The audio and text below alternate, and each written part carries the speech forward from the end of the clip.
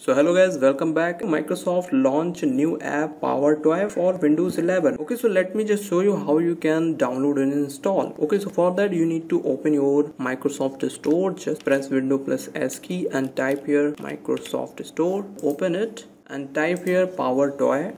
And now you can see Microsoft PowerToys. Just open it. So recently it is just uploaded on Microsoft Store, so just install it. So most of the people don't know what is this PowerToys, and it is very helpful for those people who are using their system for productivity or their work and want to customize their screen or key mapping, and all these things are here. So in next video I will tell you how you can use it, because that video can be very long. So in this video I just want to tell you there is a new power tool on store, so you can download or use it who already know how to use it. So next video is for those who don't know what is this and how to use it. Okay, so now it's installed and you can search here PowerToys. Just open it. And now you can see we have this PowerToys tool here, and some more features are added like awake and color picker, and the fancy zone is already there. 2-3 features are added in Windows 11 PowerToys. As you can see here, color picker, so you can open any picture and pick any color, and fancy zone you can customize your snap layout, as we already have Windows 11 but we don't customize it. Okay, so you can make your custom snap layout. And image resize, you can select multiple images to resize their size. And keyboard manager is for you can manage your shortcut keys. And PowerToys run, this is like you can search your all the apps as we have Windows search. And shortcut guide, in this you will get all the shortcuts of your that particular key, like whenever you press window key, window plus D, window plus W, and all these shortcuts in the one page. So in next video I will give you full detail about this PowerToys. So okay guys, that's it for the video. If you like this video, just hit the like button and do subscribe if you are new on this channel.